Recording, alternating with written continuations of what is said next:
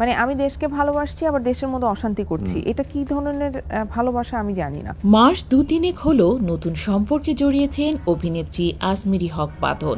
তিনি বলেন, তার জন্য নতুন করে সম্পর্কে জড়ানো বেশ কঠিন ছিল, কিন্তু কথা বলার জন্য, পাশে থাকার জন্য একজন সঙ্গী দরকার, তাই নতুন করে সম্পর্কে জড়িয়েছেন।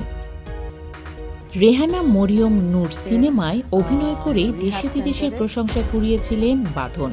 জাতীয় চলচ্চিত্র পুরস্কার প্রাপ্ত এই অভিনেত্রী কাজ করেছেন বলিউড ও টলিউডেও। প্রেম ও সম্পর্ক নিয়ে নিজের ভীতির কথা উল্লেখ করে বাঁধন বলেন, গত বছর আমার ব্রেকআপ হয়ে যায়। সে সম্পর্ক 4 বছরের ছিল।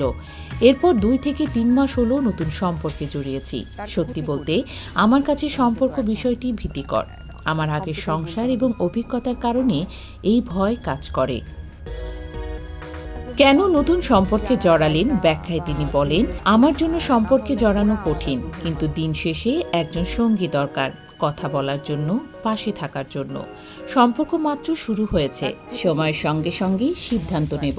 অতীত স্মৃতিহাত্রে বাঁধন বলেন, ছোটবেলায় প্রেম করেছিলাম, বাবা মা বিয়ে দিয়েছিলেন, তারপর সংসার ভেঙে যায়, দ্বিতীয়বারও ভেঙে যায়। কাজেই আগের গল্পগুলো ভীতিকর, সেজন্য সামনে সিদ্ধান্ত কি হবে তা সময় বলে দেবে। ব্যক্তিজীবনের পাশাপাশি নিজের কাজ নিয়েও কথা বলেন বাঁধন। নতুন 2টি সিনেমার কাজ শেষ করেছেন তিনি, যার একটি নারী প্রধান গল্প। বাঁধন বলেন, দুটোর গল্পই ভিন্ন। এটুকু বলবো, কাজ দুটো ভালো হয়েছে, আশা করছি সবার ভালো লাগবে। একটি সিনেমার পোস্ট প্রোডাকশনের কাজ শেষ, আরেকটি চলছে। ভবিষ্যৎ পরিকল্পনা সম্পর্কে জানান, নির্বাচনের পর আরও 2টি নতুন সিনেমা শুটিং শুরু হবে। সেখানে নতুন গল্প ও চরিত্রে দেখা যাবে বাঁধনকে।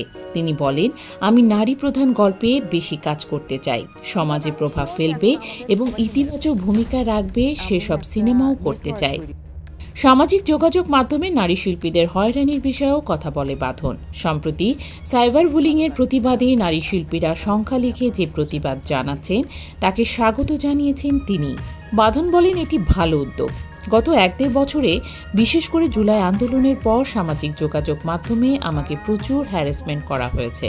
যারা আমাদের মানসিকভাবে ভাঙতে চায়, এই প্রতিবাদ তাদের জন্য একটি বার্তা। প্রিন্সেসের মতো ট্রিট করে তার ক্ষতি করি।